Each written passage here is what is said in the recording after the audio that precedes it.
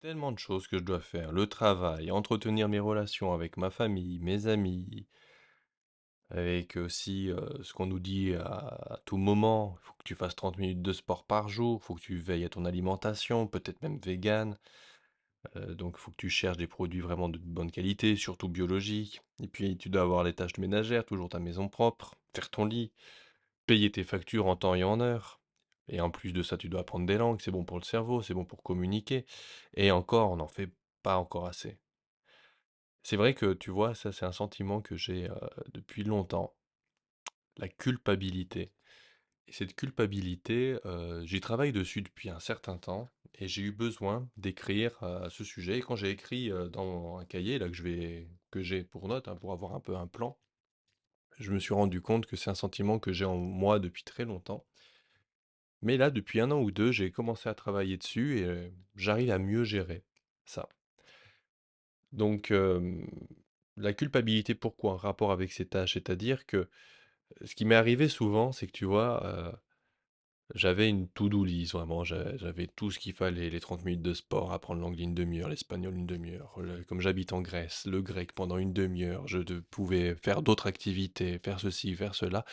Et cette to-do list, franchement, j'y arrivais à la faire un jour, 2 jours, 3 jours, ça devenait un peu compliqué. Puis au bout du quatrième, j'étais complètement fatigué, je réussissais à rien faire du tout. Et c'est là, le soir arrive, j'ai purée, mais j'ai pas atteint un seul de mes objectifs. Et c'est là que le sentiment de culpabilité était très fort. Et ce sentiment, ce que je me suis rendu compte, c'est que au-delà d'être mauvais, il m'a bouffé littéralement mon énergie. C'est-à-dire que déjà, je n'avais pas l'énergie d'accomplir mes tâches.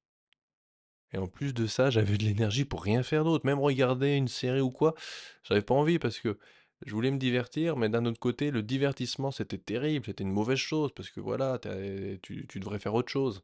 Et ça, c'était quelque chose qui a été assez terrible pour moi. Donc c'est pour ça que j'ai voulu me faire cette autothérapie. J'ai voulu chercher au fond de moi, certainement dans mon enfance, comme on dit à chaque fois, euh, d'où ça vient. Qu'est-ce qui s'est passé dans mon cerveau? Comment la chimie de mon cerveau fonctionne pour que ce sentiment de culpabilité soit si fort, me détruise toute énergie? Et c'est vrai que les premières choses que j'ai écrites, c'est ça, que mon entourage m'a beaucoup donné comme pression par rapport à mes cousins, oncles, tantes. À chaque fois, c'était toujours à moi de prendre des nouvelles. Bah, je passais un mois sans téléphoner à mon grand-père. Et ben voilà, c'était vraiment pense à ton grand-père. Bah, bientôt, il sera pas toujours là. Et puis c'est vrai qu'aujourd'hui, mon grand-père, de qui on parle maintenant, il est décédé, et c'est vrai qu'il me manque. Mais c'était souvent ce genre de choses, ou alors même des cousins qui sont toujours vivants, hein. C'est ah bah tiens, tu donnes pas de nouvelles, mais c'est comme si c'était moi qui devais toujours donner des nouvelles. On attendait beaucoup de moi, ou un tel va pas bien, toi tu parles bien, va l'encourager. Et c'était systématiquement ce genre de choses, on a cette attente constante, et de pas réaliser cette attente, ben ça me faisait en moi un sentiment de culpabilité.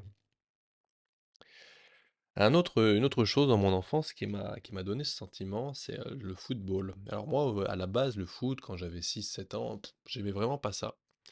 Puis c'était sur France 5 à midi les zouzous, la télévision, c'était à 12h30, quelque chose comme ça. Il y avait un dessin animé que j'aimais énormément, Olive et Tom en français.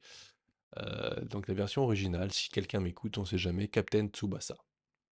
Donc c'est un dessin animé basé sur le football et qui nous montre des gens qui, malgré les défis, les difficultés, arrivent à gagner des matchs avec des choses extraordinaires. Et ça m'a donné envie de m'intéresser au foot. Et donc vers 8 9 ans, j'ai voulu m'inscrire au foot, au club de mon village, puisque j'habitais vraiment dans un village, hein, étant petit. Mais le problème, c'est quoi? C'est que j'étais pas très sportif déjà à la base, à l'époque.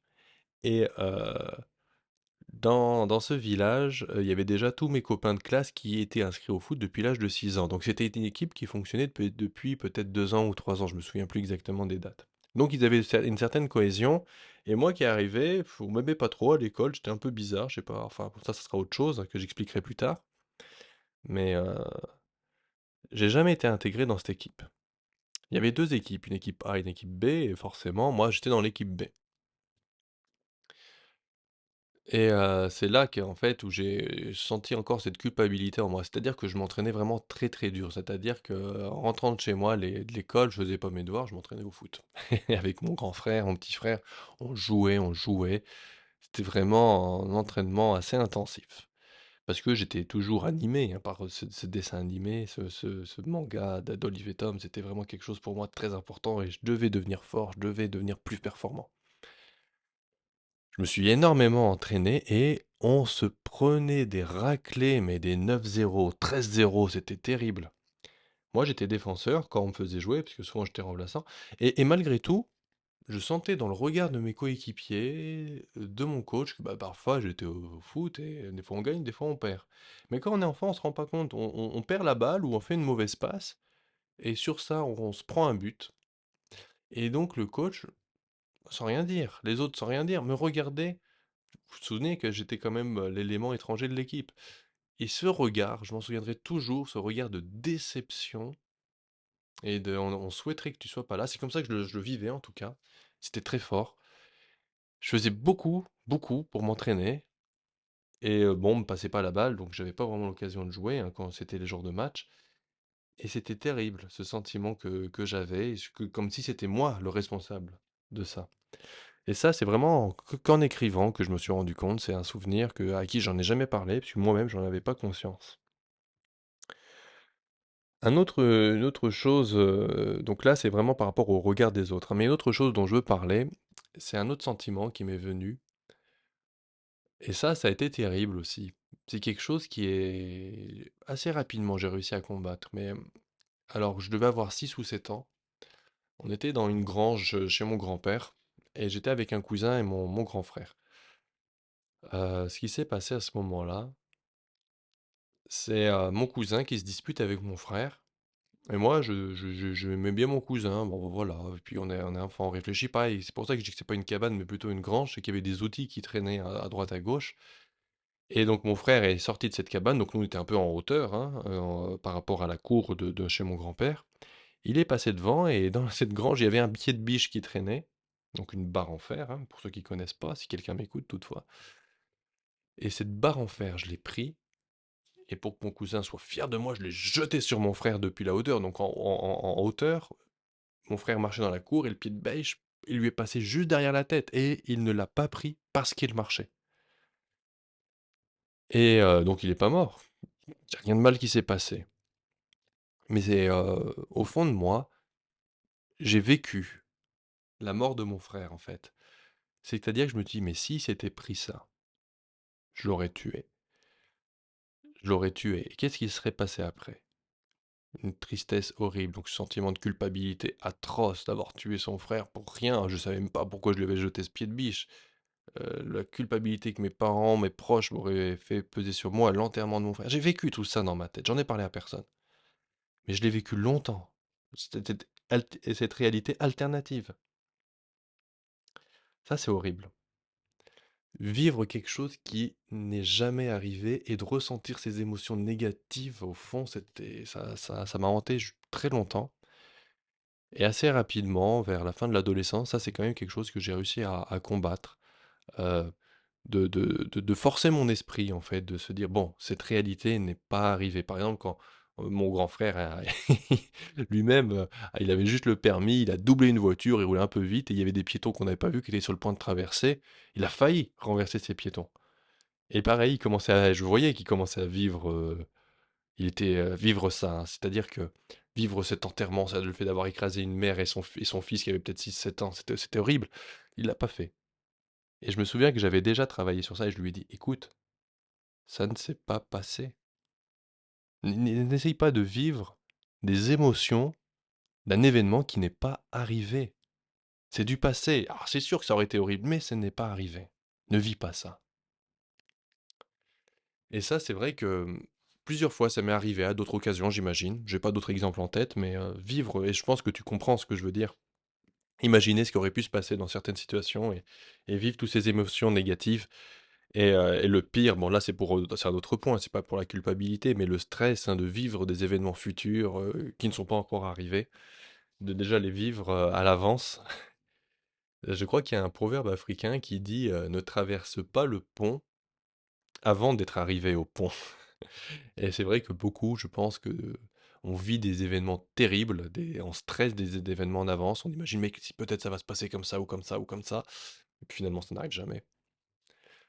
Donc ça c'est aussi un autre point, peut-être que j'en parlerai dans un autre enregistrement. Et une autre chose qui a été difficile pour moi pendant mon enfance. J'ai eu beaucoup de choses difficiles, comme beaucoup, et je pense que tu vois ce que je veux dire, mais moi, une chose qui m'a été diagnostiquée, c'est une dyslexie. Et cette dyslexie, depuis le CP, on m'a dit que voilà, j'avais des problèmes pour lire. Je confondais les lettres. Alors, c'est pas comme. Il y en a qui confondent des lettres qui se ressemblent, comme le B et le D, parce que c'est une inversion. Moi, c'est pas du tout ça, c'est plutôt phonétique, en fait. Je pouvais inverser le B et le P, le D et le T, le SE, le ZE, ce genre de son-là. Et c'est quelque chose qui, jusqu'à aujourd'hui, hein, j'ai 31 ans, je continue de le combattre, cette dyslexie. Bon, alors, est-ce que ça s'appelle dyslexie? Je pense qu'on peut aussi dire dysphonie, parce que quand je parle, des fois, je dois vraiment me concentrer pour sortir les bons sons, et c'est un travail constant qui est très fatigant. Mais de ce fait, j'ai eu des difficultés dès le début de la scolarité, j'ai eu du retard. Et on m'a collé étiquette élève en difficulté, compétences limitées. Et quand t'as 6 ans, 7 ans, tu grandis avec ça, bah t'y crois. T'y crois sérieusement que t'as un cerveau qui fonctionne moins bien que les autres, que t'as des difficultés. Et, euh, et donc tu commences comme ça. Donc tu comprends pas et tu dis bah c'est normal que je comprends pas. C'est normal que je comprenne pas, pardon, subjonctif. Et puis les choses, le temps passe, l'école ne t'intéresse pas. On t'apprend l'anglais, mais tu comprends pas pourquoi t'apprends l'anglais, c'est ce qui était mon cas, après l'espagnol. Alors là, vu que moi-même j'étais convaincu d'avoir des difficultés, je comprenais pas du premier coup, je cherchais pas plus. Donc très rapidement, mes professeurs m'ont fait comprendre que j'avais pas un cerveau pour apprendre des langues. Et j'avais pas un cerveau pour l'école du tout, j'étais en échec scolaire et l'entourage, je dirais le milieu scolaire m'a conforté dans cette idée. En me disant, bah Victor, t'es bien gentil, mais bon voilà, t'es un élève en difficulté. Donc, pour faire simple, hein, je vais te dire, j'ai pas eu le brevet, j'ai pas eu le bac, tous les diplômes de base, j'ai pas eu. J'ai eu d'autres diplômes par la suite, mais ça, j'ai pas eu. Et ça a été vraiment terrible pour moi, en réalité, que je me rends compte, parce que cette culpabilité de pas être à la hauteur, de pas être comme les autres, d'être différent, ça, je l'ai vraiment très mal vécu. Et puis, tu sais, c'est un cercle vicieux, hein, tu ne sais rien faire, donc tu es convaincu de l'être, donc tu fais pas. Mais d'un autre côté, et je pense que c'est ça qui a pu me sauver un peu, si toutefois je suis sauvé, c'est que je suis curieux.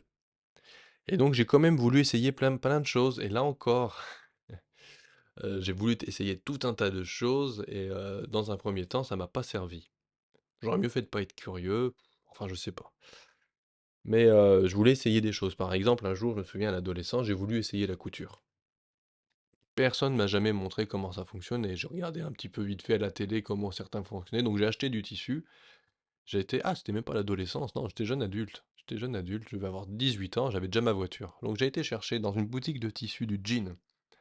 J'ai découpé le jean comme je voulais, j'avais imaginé un truc, et j'ai commencé à coudre. Évidemment, j'étais pas patient du tout, et aujourd'hui je suis peut-être toujours pas patient. Je commençais à coudre n'importe comment, donc il y avait trop d'espace, c'était terrible. Et finalement, mon entourage m'a dit, bah, de toute façon, toi tu commences des choses et tu les finis pas, tu t'embarques dans pas mal de choses et ça ne marche pas. Donc ça aussi, ça me faisait créer la culpabilité, parce que j'avais acheté de l'argent, j'avais utilisé du temps pour rien du tout. Donc, Donc je relis un peu mes notes pour voir où j'en suis.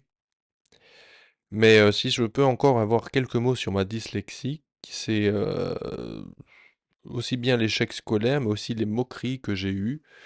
Parce que encore, quand par exemple je peux utiliser un mot, je peux dire un truc dans le genre, bah voilà, on va dire, ah je veux dire, tout le monde se fout de moi bien comme il faut, et ça me fait tellement mal au fond. C'est comme si je me prenais je ressens une espèce de pression au niveau de la poitrine, un coup vif. Ça me fait tellement mal émotionnellement quand ce genre de choses. Donc ça, c'est un peu mon parcours et je pense que c'est ça, mais il y a autre chose qui m'a fait créer encore ce sentiment de culpabilité.